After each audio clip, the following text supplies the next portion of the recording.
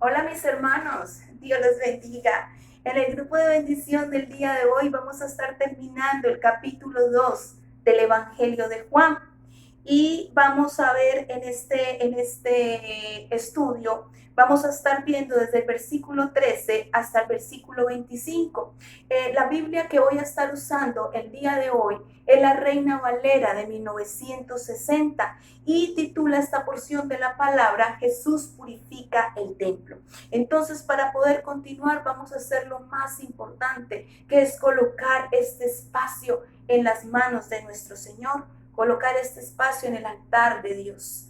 Padre amado, te doy gracias por este tiempo, Señor.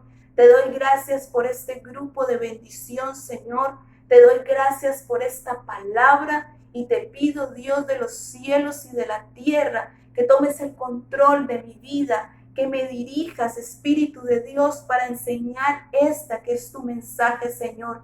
Pero te pido, Dios, que este mensaje caiga en buena tierra y que dé el fruto por el cual tú hoy la estás enviando, Señor. En el nombre maravilloso de nuestro Señor Jesucristo. Amén. Entonces leamos toda la porción de la palabra y luego vamos a empezar a estudiar versículo a versículo. Y dice así: estaba cerca la Pascua de los judíos y subió Jesús a Jerusalén. Y halló en el templo a los que vendían bueyes, ovejas y palomas, y a los campistas allí sentados. Y haciendo un azote de cuerdas, echó fuera del templo a todos, y a las ovejas y los bueyes, y esparció las monedas de los cambistas, y volcó las mesas, y dijo a los que vendían palomas: quitad esto de aquí y no hagáis de la casa de mi padre casa de mercado. Entonces se acordaron sus discípulos que está escrito: el celo de tu casa me consume. Y los judíos respondieron y le dijeron: ¿qué señal nos muestras ya que haces esto?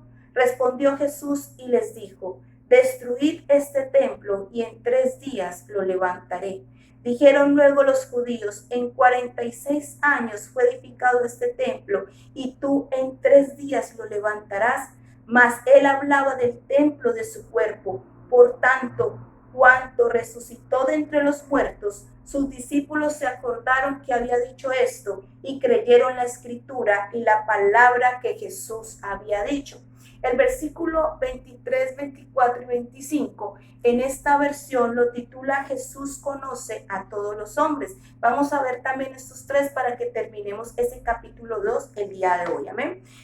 Dice: estando en Jerusalén en la fiesta de la Pascua, muchos creyeron en su nombre viendo las señales que hacía, pero Jesús mismo no se fiaba de ellos, porque conocía a todos y no tenía necesidad de que nadie le diese testimonio del hombre, pues él sabía lo que había en el hombre. Ahora sí, entonces arranquemos en materia a explicar esta porción de la palabra. Y dice el versículo 13: estaba cerca la Pascua de los judíos y subió Jesús a Jerusalén. Cuando dice estaba cerca la Pascua de los judíos, recordemos qué era lo que el pueblo judío celebraba en la Pascua. Y lo que ellos celebraban era su libertad, ya que durante 430 años estuvieron esclavos en Egipto. Entonces el Señor, para poder tocar el corazón del faraón, tuvo que enviar 10 plagas. La 10ª y última plaga es la que ellos celebran, es la libertad de ellos, y fue la muerte de los primogénitos. Recuerdan que el Señor mandó el ángel de la muerte y mató a todos los primogénitos del pueblo egipto, incluyendo el primogénito del faraón y también los primogénitos de sus animales. Pero Dios guardó a su pueblo, y las instrucciones que le dio a través de Moisés fue que cada familia sacrificara un cordero, lo degollara y con la sangre pintaran los lindeles de la puerta. Y todo el pueblo hebreo lo hizo. Entonces, cuando el ángel de la muerte entró a Egipto y vio que los lindeles de las puertas del pueblo hebreo, del pueblo de Dios, estaban con la sangre del cordero, según las instrucciones que Dios les había dado, pues el ángel de la muerte pasó por encima o sobre las casas del pueblo del Señor. Por eso es que Pascua significa pasar por encima o sobre. Y eso es lo que ellos celebran. Pues el faraón, al ver la mortandad, entonces dejó ir al pueblo de Israel. Y esa es la celebración que ellos hacían cada año. Lo de la Pascua, se requería que los varones fueran 3 veces al año al templo de Jerusalén a celebrar la Pascua, que duraba una semana. Y dice, y subió Jesús a Jerusalén. ¿Por qué dice y subió Jesús a Jerusalén? Resulta que acuérdense que Jesús estaba en donde? En Caná de Galilea, ¿verdad? Y el camino de Caná de Galilea a Jerusalén quedaba en subida. Pero hacia donde Jesús se dirigía era hacia el templo de Jerusalén. Y el templo de Jerusalén quedaba aún más alto porque se encontraba en una colina. Y esa colina se le llamaba la ciudad de David. Y con el tiempo fue adquiriendo el nombre de Monte de Sión. Hoy en día no se encuentra el templo de Jerusalén allí. Hoy en día lo que encontramos es una mezquita. Versículo 14. Para poder explicarles el versículo 14 y ustedes puedan entender qué era lo que estaba sucediendo en este versículo 14, quiero llevarlos primero al libro de Deuteronomio, capítulo 14, versículo 22, para que ustedes me puedan entender lo que les voy a explicar que sucedió en este versículo 14 de Juan. Amén. Entonces dice Deuteronomio capítulo 14, versículo 22, la entrega de los diezmos, se llama en esta versión que estoy usando. Deberás separar el diezmo de tus cosechas, es decir, la 10ª parte de todo lo que cosechas cada año. Esto lo está diciendo el Señor al pueblo de Israel.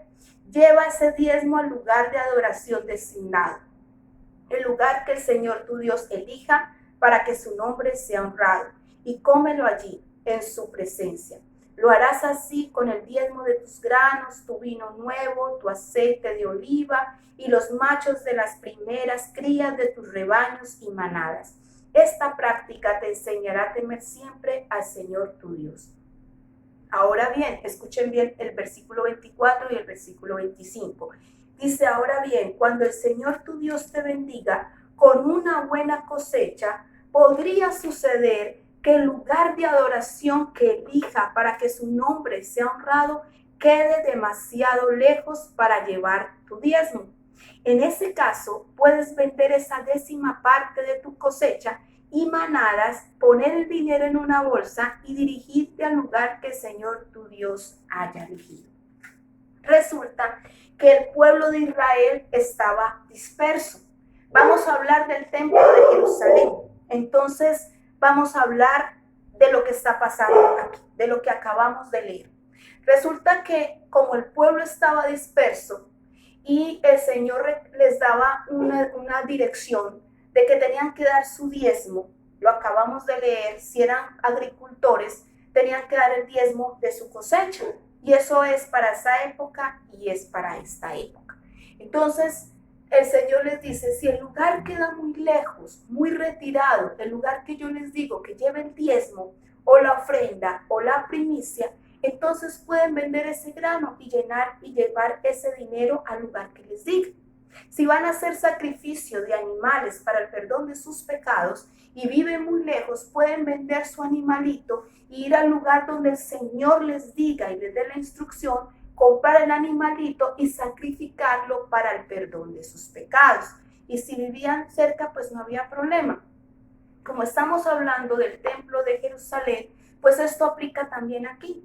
Si la persona que venía a dar el diezmo, la ofrenda o la primicia vivía muy lejos del templo, pues hacía lo que acabamos de leer. Y si iba a hacer un sacrificio para el perdón de sus pecados, pues ya les dije que tenían que hacer, pues vender el animalito y comprarlo en Jerusalén, y si vivían cerca, pues llevaban su animal y ya, no había ningún problema. Entonces, ahora sí, leamos el versículo 14. Y halló en el templo a los que vendían bueyes, ovejas y palomas, y a los cambistas allí sentados. Cuando dice y halló en el templo, está hablando de Jesucristo. Recuerden que él iba para Jerusalén. Entonces llega Jesús, entra al templo y dice que halló allí unas ventas, ¿verdad? Había todo un mercado, estaban vendiendo bueyes, estaban vendiendo palomas, estaban vendiendo ovejas y quizás estaban vendiendo más animales, pero estos son los únicos que Juan nos describe y dice que también estaban ahí los cambistas. ¿Quién eran los cambistas? Era como decir hoy en día las casas de cambio. Un ejemplo, usted vive en Estados Unidos, le pagan en dólares, viene a Colombia, pero esos dólares no le sirven aquí, ¿verdad? Porque nosotros manejamos pesos colombianos. Entonces, ¿usted qué hace? Va a una casa de cambio, entrega sus dólares y ellos se lo van a cambiar por pesos colombianos. Los cambistas, las casas de cambio, en esa época eran los cambistas. Entonces Jesús entra al templo y lo primero que se encuentra es toda esta plaza de mercado. El lugar donde ellos estaban se llamaba el patio de los gentiles y era el único lugar donde se le permitía entrar a los gentiles a recibir de la palabra y a conocer de nuestro Dios. Y ellos lo estaban ocupando con todo este mercado y no estaban permitiendo que ellos entraran. Recordemos quién eran los gentiles, los no judíos, ¿verdad? Entonces esto era muy grave. Es como si hoy en día el pastor ocupara el templo con ventas y la gente que quiere conocer de Dios fuera y le dijéramos, no hay espacio para que entres, para que escuches la palabra, porque es que el pastor lo tiene lleno el templo de ventas. Eso es bastante grave, ¿verdad? Entonces, esto fue una de las situaciones que enojó y disgustó tanto a Jesús, indignó a Jesús. Y es por eso que vemos la reacción del versículo 15. Esta fue una de las cosas, pero eso no era lo único que estaba funcionando en este lugar. No era solo esta plaza de mercado dentro del templo. Ahí también estaba funcionando toda una red de extorsión. Y ustedes dirán, pero ¿cómo así que una red de extorsión? Sí, una red de extorsión, hermanos, que estaba montada por los sacerdotes, que estaba al mando de Caifás. Caifás era el dueño de toda esta red de extorsión. Caifás era el que estaba encabezando todo esto. Y Caifás era un sumo sacerdote, era alguien importante, era un saduceo. Y él era el encargado de toda esta red de extorsión. Él era el dueño de todas estas ventas. ¿Y qué estaba pasando aquí? Ustedes dirán, pero ¿cómo extorsionaban a la gente?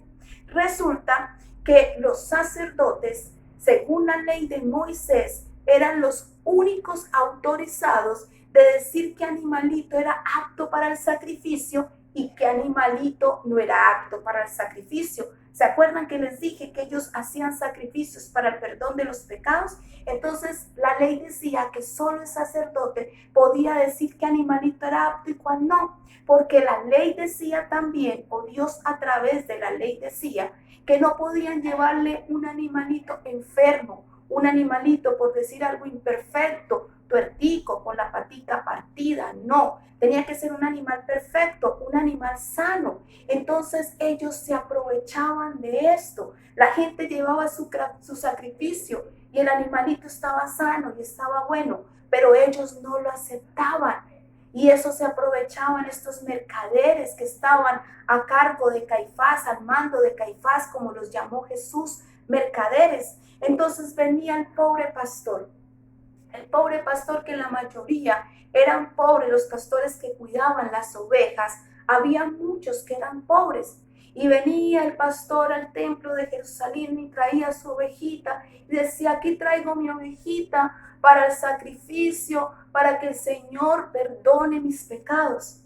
Y venía el sacerdote a revisar el sacrificio. La ovejita en este caso porque podía ser otro animal. Y venía y miraba la ovejita y la revisaba y decía, esta ovejita no te sirve para el sacrificio, para que el Señor perdone tus pecados. Entonces imagínese la cara de ese pobre pastor. ¿Cómo así? ¿Cómo que esta ovejita no me sirve? Si yo soy pastor de toda la vida, si alguien conoce las ovejas, soy yo. Y yo sé que esta oveja es apta, yo sé que esta oveja, si llena los requisitos, yo la crié, yo la crié con todo mi amor, con toda mi dedicación. Y el sacerdote le decía, Pues mira, yo soy el sacerdote. Yo soy el que digo qué oveja es apta y qué oveja no es apta, o qué animal es apto y qué animal no es apto. Y yo digo que este animal, esta ovejita que tú estás trayendo, no es apta para el sacrificio. Entonces, ¿qué le tocaba al pobre pastor? Bueno, sacerdote, entonces dígame cuáles son las aptas para el sacrificio. Y aquí era donde él entraba en acción para extorsionar a la gente. Entonces le decía, mira, las aptas son las que están vendiendo allí. Y las que él decía que estaban vendiendo allí eran las que estaban dentro del patio de los gentiles, no las que estaban vendiendo los mercaderes que estaban al mando, que él estaba al mando de toda esta red. Entonces el pobre pastor le tocaba salir, vender su ovejita, un ejemplo, en 30,000 pesos, entraba al patio de los gentiles, iba donde el que estaba vendiendo, el mercader que estaba vendiendo las ovejitas y le decía, véndeme esta oveja para el sacrificio. ¿Cuánto cuesta? 90,000. ¿Y por qué vale 90,000 pesos si yo acabo de vender la mía en 30,000 pesos? ¿Cómo me va a costar esta 3 veces más? Entonces el mercader le decía, mira, esta te cuesta 90,000 pesos porque esta está aprobada por el sacerdote. La que tú trajiste no está aprobada por el sacerdote, no está apta. Esta está apta para el sacrificio, para que el Señor pueda perdonar tus pecados. Y así era como ellos extorsionaban a la gente. Y aquí la cosa era, o compras o no te damos la bendición del Señor. ¿Y quién era el único que estaba autorizado para dar la bendición del Señor? El sacerdote. ¿Y quién era el único que estaba autorizado para dar perdón de pecados? El sacerdote. Entonces por eso era que ellos abusaban de la gente, por eso era que la robaban, la extorsionaban. Y no solo lo hacían para los sacrificios, también con los agricultores, como leímos ahora. Ellos traían su diezmo porque necesitaban la bendición de Dios para que la lluvia cayera. Y venía el sacerdote y venía el agricultor, entraba al templo de Jerusalén, le iba a entregar el diezmo al sacerdote y el sacerdote le decía, yo no te puedo recibir ese dinero. Resulta que la moneda que ellos manejaban era el denario. Ellos estaban, recordemos, bajo el imperio romano. Entonces la moneda que circulaba se llamaba denario. Y esa moneda tenía impresa la cara de César o el rostro de César. Y para los judíos esto era idolatría. Entonces ellos también se aprovechaban de esto y le decían al agricultor, mira, yo no te puedo recibir este dinero. Ve a donde los cambistas y lleva tu dinero sucio para que ellos te entreguen dinero sagrado y ese sí te lo puedo recibir aquí en el templo. Entonces el pobre agricultor iba donde los cambistas a que le cambiara su dinero y ahí a este también lo extorsionaban, a ese también lo robaban porque le cobraban una comisión altísima. Y esto era todo lo que ellos estaban haciendo. Por eso fue que Jesús se enojó. Esto fue lo que Jesús aborreció, porque se estaban aprovechando de la fe de la gente. Que ellos vendieran los animales, no pasaba nada si lo vendían afuera, pero habían 3 cosas que estaban haciendo graves. Primero, estaban ocupando el patio de los gentiles, que era el único lugar donde ellos podían entrar a recibir de la palabra y a conocer de Dios. Segundo, estaban convirtiendo el templo en una casa de mercado. Y tercero, estaban extorsionando a la gente, estaban robando a la gente, se estaban aprovechando de la gente, de la fe para extorsionarlo, para robarlos. ¿Y cómo no va a indignarse Jesús? ¿Cómo no va a indignarse nuestro Señor Jesucristo? Por eso es que vemos su reacción en el versículo 15. Fíjense lo que dice, y haciendo un azote de cuerdas, echó fuera del templo a todos, y a las ovejas y a los bueyes, y esparció las monedas de los cambistas, y volcó las mesas. Fíjese que no dice que Jesús entró y les dijo, bueno muchachos, o sea, está bien que estén aquí en el patio de los gentiles, pero organicémonos un poquito, a ver, las mesas hacia allá, corran los bueyes un poquito para allá, las ovejas hacia este lado. No, ¿verdad? Juan nos está diciendo que Jesús hizo un azote de cuerdas, pero no lastimó a nadie. Dice que hizo un azote de cuerdas que sacó a todo el mundo, que sacó los bueyes, que sacó las ovejas, que por allá cayeron las monedas de los cambistas, que tiró las mesas, ¿verdad? Y uno puede ver esto y definitivamente aquí se formó un problema. Y una persona que lea por primera vez esto, una persona que no profundice este versículo, puede empezar a cuestionar a Jesús. ¿Qué puede decir una persona que no profundiza? ¡Wow! ¿Y qué pasó aquí? O sea, ¿qué es todo esto? ¿Cómo que un azote de cuerdas? ¿Cómo que tiró las mesas? Uy, ¿qué fue? O sea, enojarse no es pecado, pues Jesús se enojó. O sea, ¿acaso Jesús no es perfecto? Y puede empezar a cuestionar, ¿no? ¿Por qué Jesús se enojó? Jesús tenía toda la razón para estar enojado. Y definitivamente Jesús estaba enojado. Pero entendamos una cosa. El enojo no es pecado. El enojo es un sentimiento que tenemos, un sentimiento adecuado en ciertas circunstancias. Si no tuviéramos este sentimiento, sería muy raro ver una injusticia y que nos pareciera muy normal, ¿verdad? Que tú veas que están maltratando a un niño, lo están golpeando y tú digas, ay, ¿cómo le pegan? Bueno, ojalá y no lo vayan a matar. Eso sería una indiferencia, ¿verdad?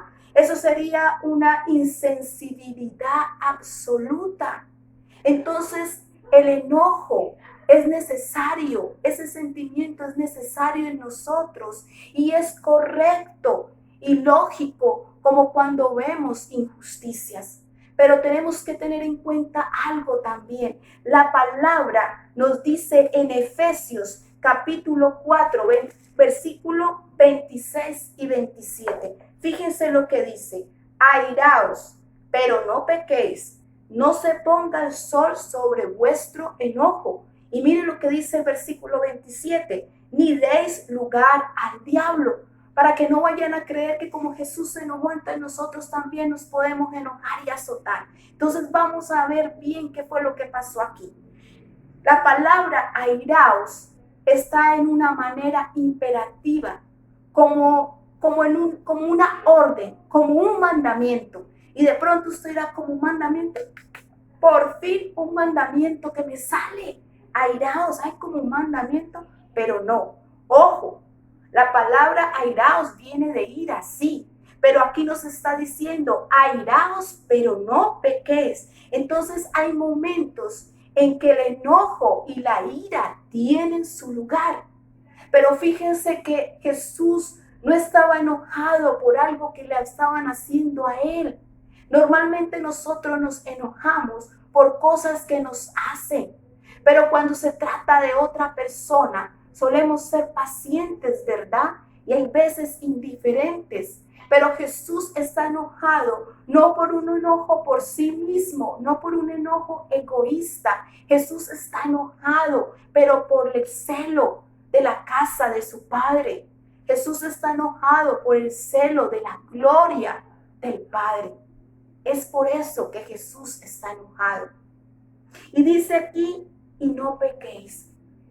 Es claro, airaos, pero no pequéis. Si bien el enojo no es pecado, el enojo te puede guiar a pecar.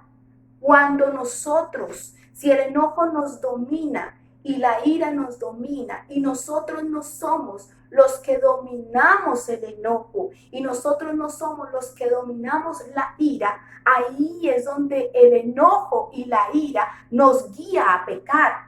Yo no sé si a ustedes les ha llegado a pasar que se enojan y empiezan a decir cosas y a hacer cosas y empiezan a insultar y empiezan a humillar y empiezan a lastimar y esos momentos en que a uno, yo digo, se le desconecta el cerebro con la boca, ¿verdad? Esos momentos, como digo yo, que uno le dice a la otra persona cuántos pares son 3 moscas. Esos momentos en que uno se aira y quisiera saltarle al cuello a esa otra persona. Yo no sé si a ustedes les ha pasado y uno termina diciendo, Dios mío, ¿qué fue lo que hice? ¿Qué fue lo que dije? Ahí es cuando nosotros pecamos. Si bien nos podemos airar, si bien nos podemos enojar, la palabra está diciendo que esto no sea una excusa para que tú peques. Yo soy una persona que digo, cuando yo estaba estudiando esto, me di cuenta que yo he pecado muchas veces, porque yo soy una persona que digo, ay no, yo digo las cosas como yo las siento, como yo las pienso, a mí me gusta ser sincera, a mí no me gusta ser hipócrita. Sí, está bien que seamos sinceros, que no seamos hipócritas. La misma palabra, recuerda que vimos en el capítulo de este evangelio, donde Jesús habla de Natanael, ¿se acuerdan? Que dice, aquí tienen un verdadero israelita en quien no hay falsedad. A Dios le gusta que nosotros seamos sinceros con Él primero, que no seamos hipócritas primero con Él, pero también que no seamos hipócritas con los que nos rodean, que seamos sinceros, pero nuestra sinceridad no puede lastimar. Y es lo que pasa muchas veces con nosotros, y me incluyo porque me ha pasado eso. Mi esposo me molesta y me dice, es que usted va directo al nervio. Y yo le digo, sí, desafortunadamente yo voy directo al nervio y sin anestesia. Y ahí es donde lastimo y está mal, es incorrecto. Si nosotros tenemos esa actitud, estamos pecando. Aquí lo está diciendo. Y dice el versículo 26 en la parte B, no se ponga el sol sobre vuestro enojo. ¿Sabe qué está diciendo el Señor? Que no seamos rencorosos, que no seamos de esas personas que decimos las cosas y tras de que maltratamos, tras de que herimos, tras de que lastimamos, le dejamos de hablar a la otra persona. Si tú eres de esas personas que cuando se enoja, le dejas de hablar a tu pareja 2 días, 3 días, 4 días o a tu familiar, también está mal, también estás pecando. El Señor quiere que nosotros seamos como niños. Fíjense que los niños pelean, discuten, se sacan la lengua, pero hasta ahí va. A los 5 minutos usted los ve y eso parece que no hubiera pasado nada. Si bien nosotros podemos expresar lo que sentimos y lo que pensamos, pero lo debemos de hacer con amor y con respeto. Y sobre todo, hermanos, tener en cuenta el tonito. Es la forma en que lo dices y el tono en que lo dices. Amén. Entonces, que si nosotros, hermanos, somos de esas personas que no nos podemos controlar, nos va a tocar meter el freno de mano cuando nos enojemos o cuando nos airemos. Si no, nos va a tocar ir a la presencia de Dios y decirle, Señor, ayúdame en esta área de mi vida, porque no sabía que cuando yo me enojaba y gritaba, estaba ofendiendo y te estaba ofendiendo a ti, estaba pecando, estaba haciendo algo en contra tuya. Fíjense que yo les confieso por eso, solo ahora que estudié esta palabra, me di cuenta que no solo le he faltado a las personas a las que he lastimado, sino que también le he faltado al Señor. Y dice en el versículo 27, ni deis lugar al diablo. ¿Sabe por qué dice eso? Porque cuando tú lastimas, cuando tú ofendes a alguien, le estás dando lugar al diablo. Estás pecando. ¿Cuántas personas no están en la cárcel porque en un momento de ira no se controlaron y mataron a alguien o hirieron a alguien porque no pudieron controlarse? Le dieron entrada al diablo, le dieron lugar al diablo. Entonces, mucho cuidado, hermanos. Fíjense que a pesar que Jesús se airó, se enojó, tiró, miren lo que dice el versículo 16. Dice, y dijo a los que vendían palomas, quitad de aquí esto y no hagáis de la casa de mi padre casa de mercado. Fíjense que Jesús no estaba descontrolado. Si Jesús hubiera estado descontrolado, así como Juan fue tan directo diciendo que hizo un azote de cuerdas, tiró las mesas. Si Jesús hubiera estado descontrolado, seguramente Juan lo hubiera escrito y hubiera dicho, y Jesús se enojó, y Jesús vociferó, y Jesús hirió, y Jesús lastimó con sus palabras. Fíjense que Jesús no hizo eso. Jesús estaba enojado y con justa causa, pero Jesús no hirió, no lastimó, no vociferó. Fíjese que Jesús no perdió el control. Mire la actitud de Jesús. Él no tiró las mesas donde estaban las palomas. ¿Sabe por qué? Porque eso se hubiera estado mal. Hubiera lastimado las palomas. Si él tira la mesa donde están las palomas, las hubiera lastimado. Miren el ejemplo de Jesús. Jesús no lo hizo. Jesús se acercó y les dijo, quitad esto de aquí y no hagáis de la casa de mi Padre casa de mercado. Entonces, en ningún momento Jesús perdió el control. Ese es el ejemplo que tenemos que seguir. Sí nos podemos enojar, sí nos podemos airar. Lo que no podemos hacer es perder el control, hermanos. Versículo 17 dice, entonces se acordaron sus discípulos que está escrito, el celo de su casa me consume.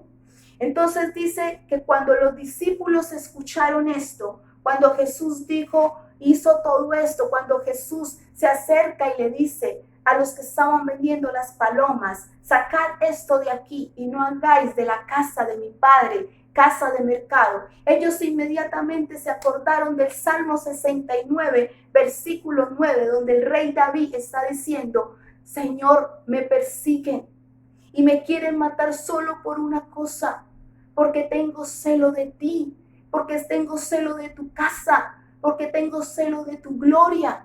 Y los discípulos se acordaron de esto y dijeron, wow, eso es lo mismo que le pasó al rey David, le está pasando a nuestro Señor Jesucristo. Tiene celo de la casa del Padre, tiene celo de la gloria de Dios, tiene celo del Señor. Entonces ellos se acordaron y dijeron, aquí la cosa no se va a poner buena.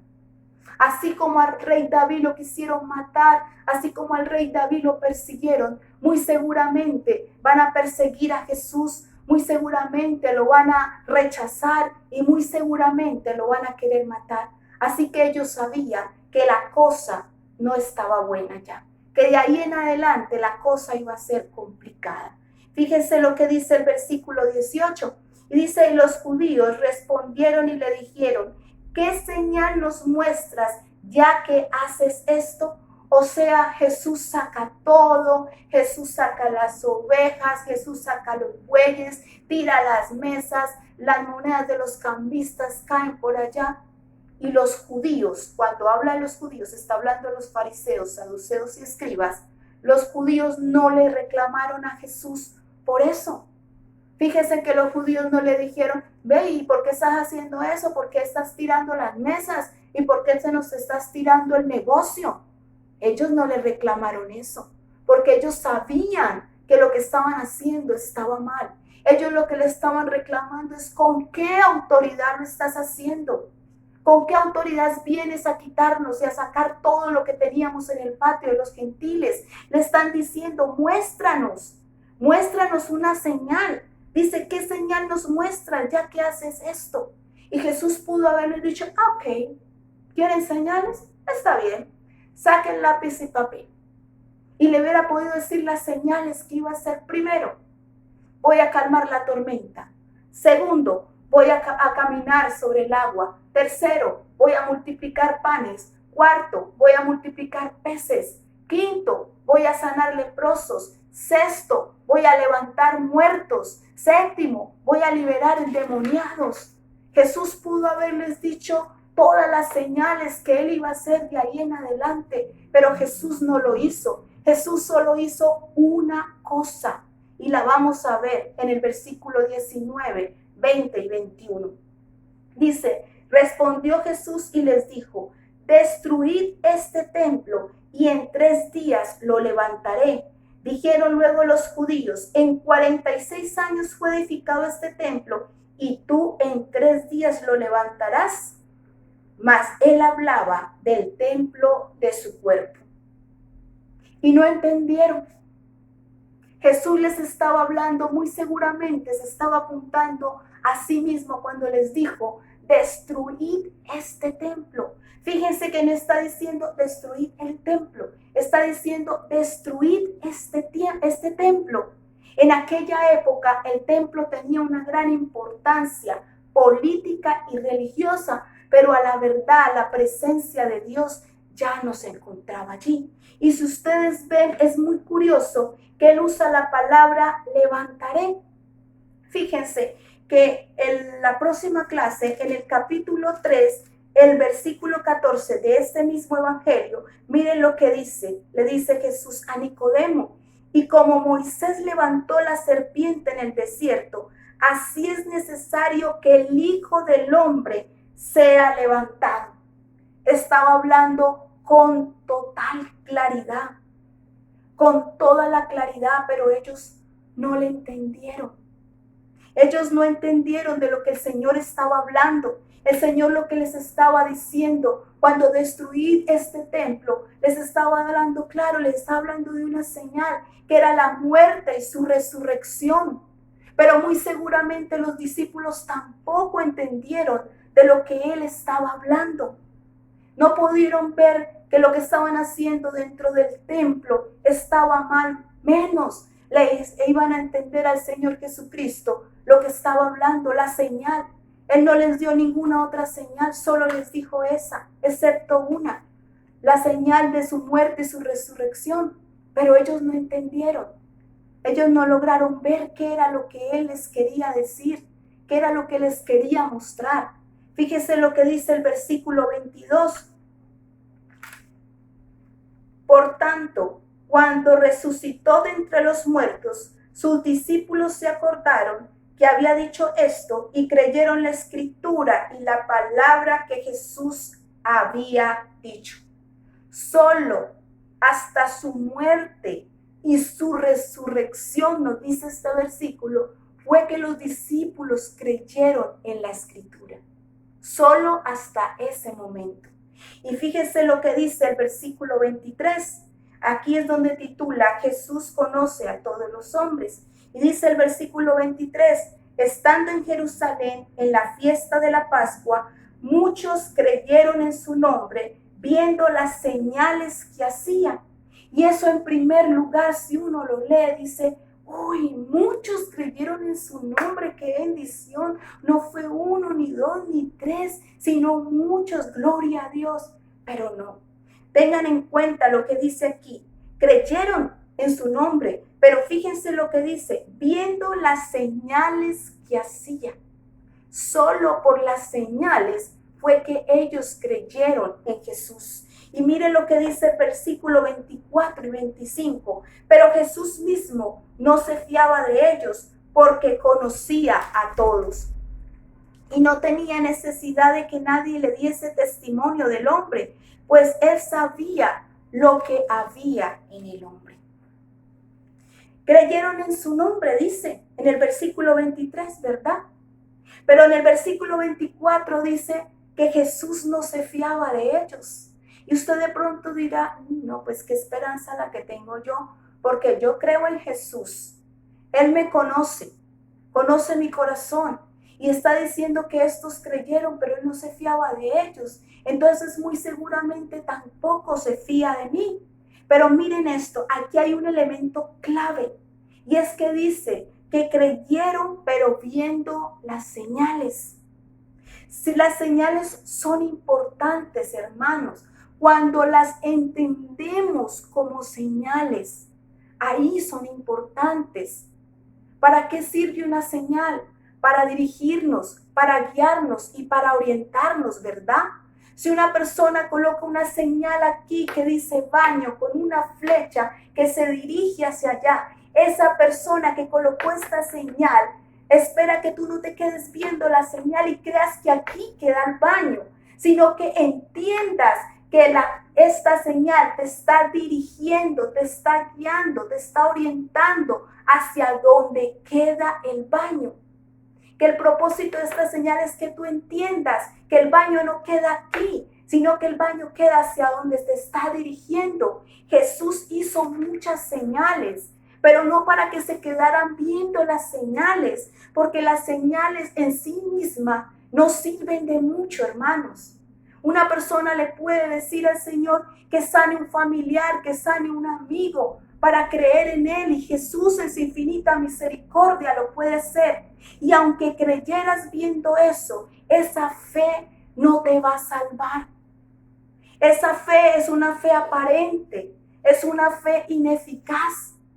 Si tu fe está cimentada en las señales, si tu fe está basada solo en las señales y no en el que hace las señales, mi hermano, esa fe no te va a servir, esa fe no te va a salvar. ¿Sabes por qué? Porque el día que tú dejes de ver señales en tu vida, tú te vas a apartar, tú te vas a alejar del que las hace.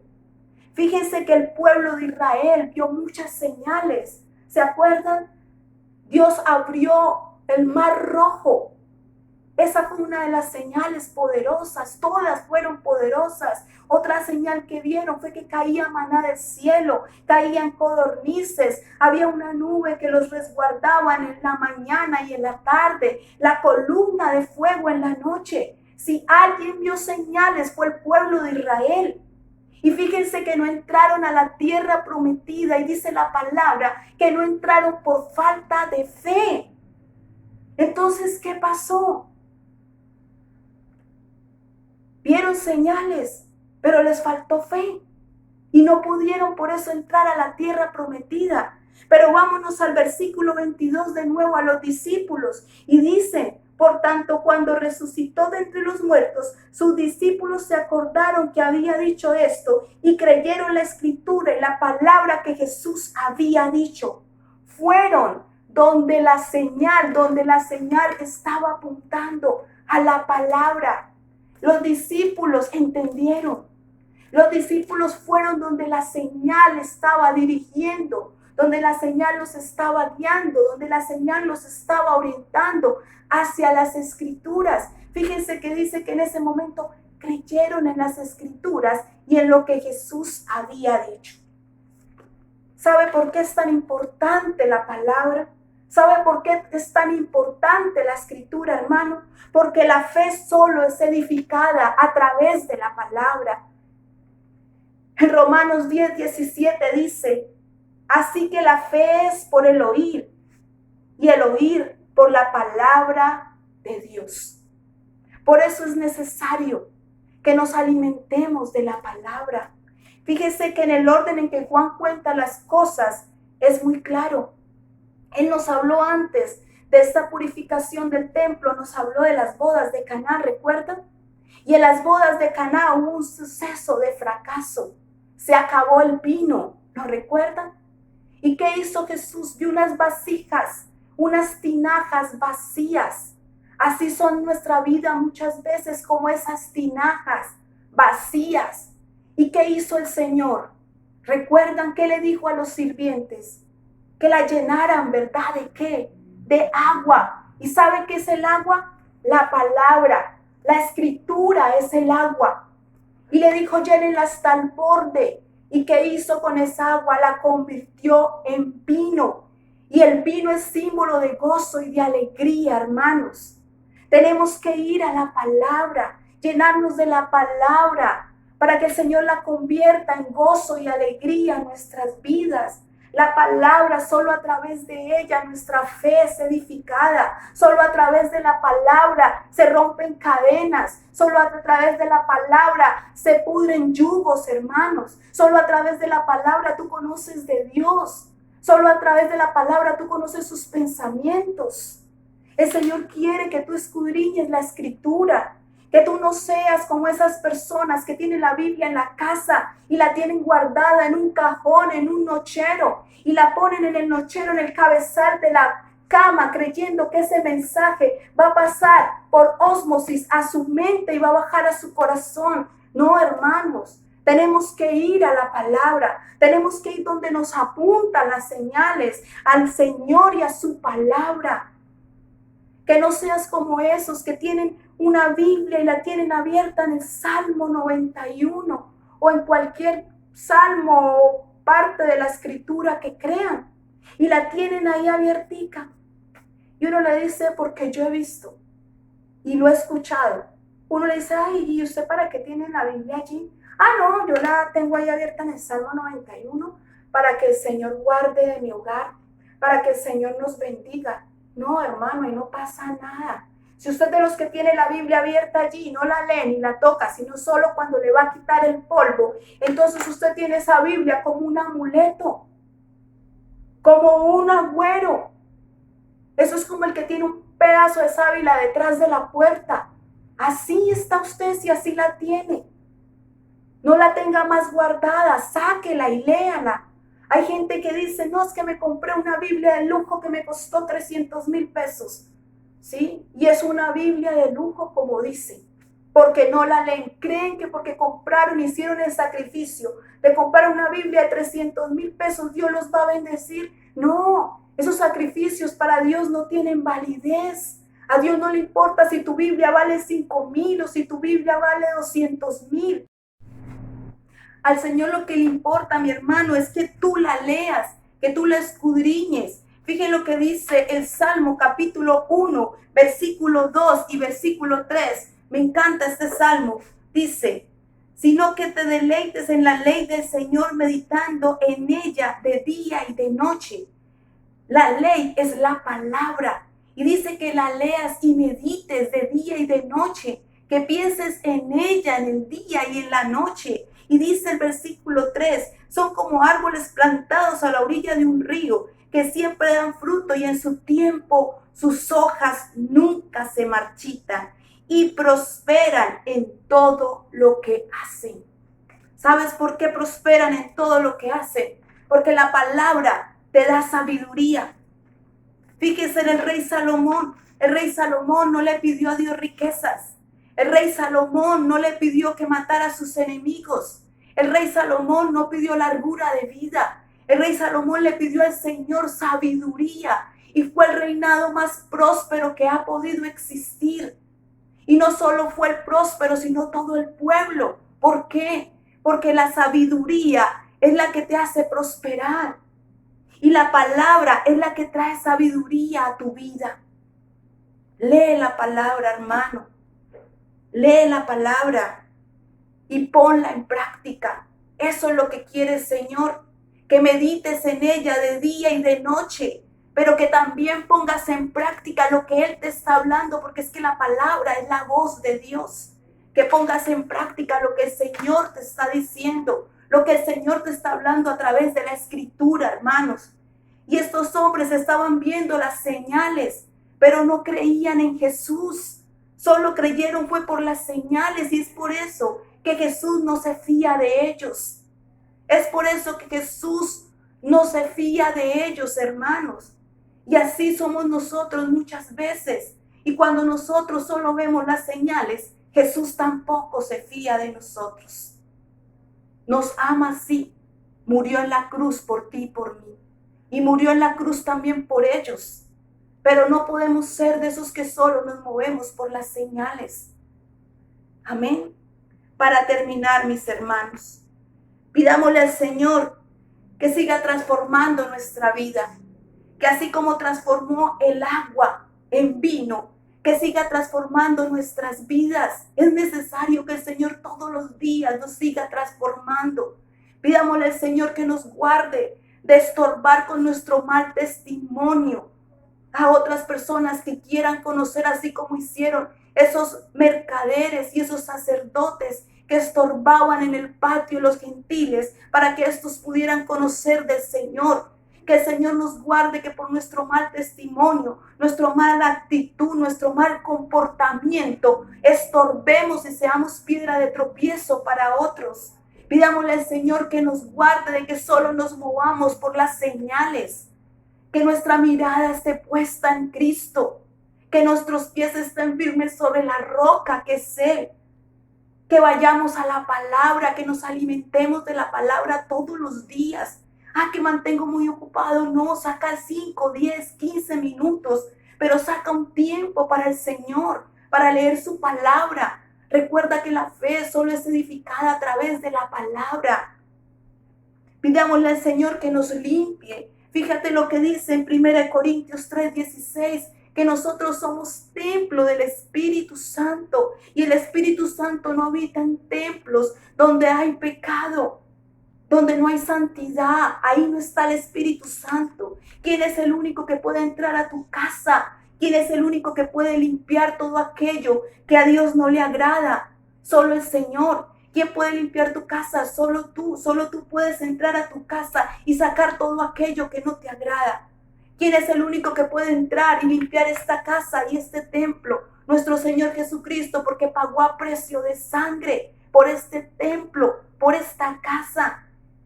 Y Él puede entrar cuantas veces sea necesaria, 1, 2, 3, todas las veces que sea necesario. Dile al Señor, entra cuantas veces tú creas que es necesario a esta casa, a este templo, y límpialo. Dice Juan que Jesús volteó todo y tiró todas las cosas. Y yo creo que necesitamos un poco de eso, hermanos. Yo no sé si a ti te indigna tu pecado, ese pecado oculto que tienes. Yo no sé si a ti te indigna tu mal comportamiento. Yo no sé si a ti te indigna lo que hay, esos rencores en tu corazón. Yo no sé si a ti no te indigna esos pensamientos incorrectos. Yo no sé si a ti no te indigna todo lo que hay en ti, cosas que no agradan al Señor. Yo creo que es momento, hermanos. Es necesario que le digamos al Señor que entre a nuestra vida y que así como hizo en el templo, levante las mesas, tira y rompa. Que haya indignación por las cosas incorrectas que estamos haciendo. Que nos duela el pecado, hermano. Que nos duela lo que estamos haciendo incorrecto.